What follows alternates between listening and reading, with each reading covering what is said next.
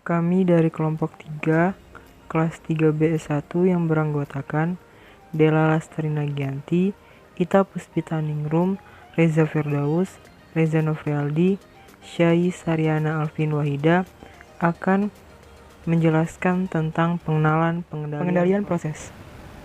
Pengendalian proses merupakan aksi yang melibatkan suatu perintah atau algoritma serta mekanisme untuk mengendalikan sebuah keluaran dari proses dengan hasil yang diharapkan. Dari waktu ke waktu, proses dalam menghasilkan suatu produk yang diinginkan dapat terganggu dengan berbagai hal.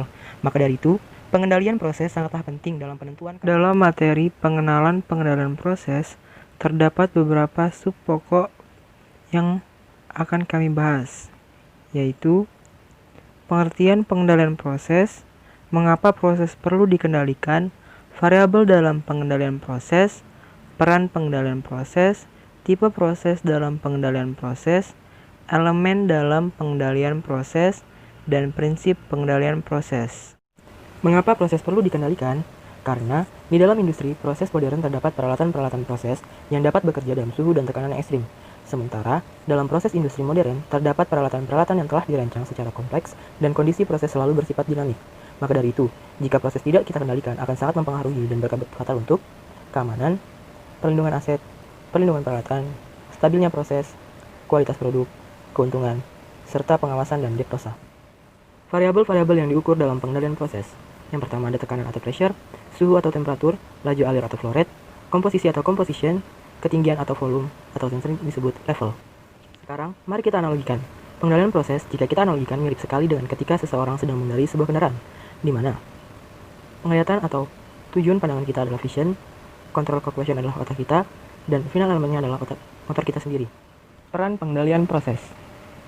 Yang pertama ada keamanan atau safety, di mana menjaga dan mempertahankan batas aman keselamatan kerja, operasi, dan pencemaran. Keamanan meliputi keselamatan manusia, perlindungan peralatan, dan perlindungan lingkungan.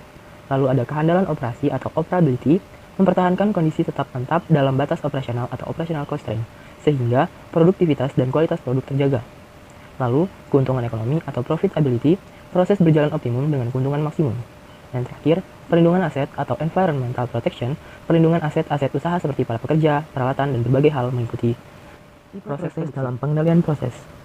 Yang pertama ada discrete. Ada pada aplikasi pengemasan serta manufaktur, pemasangan dengan bantuan robot yang biasa pakai pada produksi otomotif. Bisa dikarakterisasikan sebagai pengendali proses discrete. Sebagian besar proses manufaktur discrete melibatkan produksi besar secara discrete, seperti pembentukan sebuah logam. Lalu ada partaian. Terdapat proses yang memerlukan digabungkannya bahan-bahan baku spesifik dengan cara tertentu, dengan jangka waktu tertentu, agar dapat menghasilkan produk samping atau produk akhir yang diinginkan. Sebagai contoh, pada sebuah produksi makanan dan obat. Lalu yang ketiga ada continue. Terkadang proses produksi berjalan dengan terus-menerus tanpa terhenti. Pengendalian temperatur air pada jaket pemanas secara terus-menerus merupakan sebuah contoh pengendalian proses secara kontinu. Contohnya adalah produksi bahan bakar dengan kapasitas yang besar. Elemen penting dalam pengendalian proses. Yang pertama ada pengukuran, lalu membandingkan, lalu perhitungan, dan lalu perlakuan. Salah satu contohnya adalah dengan membuka tutup kontrol valve. Terakhir, ada proses untuk mendapatkan hasil. Jika hasil dari proses tidak menghasilkan hasil yang diharapkan, maka kita harus melakukan proses lagi, mulai dari membandingkannya sampai hasil dari proses tersebut mendapatkan hasil yang diharapkan. Yang terakhir, kita masuk ke dalam prinsip pengendalian proses, di mana untuk memahami pengendalian proses dapat dimulai dengan mempelajari contoh proses pemanasan dalam alat penukar panas seperti gambar di samping. Tujuan proses adalah memanaskan aliran minyak hingga suhu tertentu. Minyak dingin masuk ke penukar panas dan dipanaskan oleh aliran air panas. Suhu minyak keluar menunjukkan hasil kerja proses pemanasan. Oleh sebab itu, suhu minyak keluar disebut sebagai nilai proses atau proses lalui, variabel proses, atau variabel keluaran, sistem proses. Pada proses pemanasan, minyak dingin menjadi panas karena terjadi perpindahan panas dari aliran air panas ke minyak dingin. Proses ini dipengaruhi oleh laju aliran minyak masuk, suhu minyak masuk, laju alir air panas, suhu air panas, dan kehilangan panas ke lingkungan. Dengan kata lain, suhu minyak keluar dipengaruhi oleh kelima besaran tersebut. Kelima besaran itu sebagai variabel masukan sistem proses, yaitu besaran yang mempengaruhi variabel keluaran atau suhu minyak keluar. Laju dan suhu aliran minyak masuk serta kehilangan panas bersifat membebani proses, sehingga disebut beban proses. Perubahan pada beban proses sebagai gangguan beban atau variabel gangguan beban berbeda dengan ketiganya. Perubahan suhu air panas bersifat sebagai gangguan murni, bukan beban proses, karena bertindak sebagai pemanas. Sedangkan laju alir air panas yang digunakan sebagai pengendali suhu disebut sebagai variabel pengendali atau termanipulasi. Sekian dan terima kasih. Wassalamualaikum warahmatullahi wabarakatuh.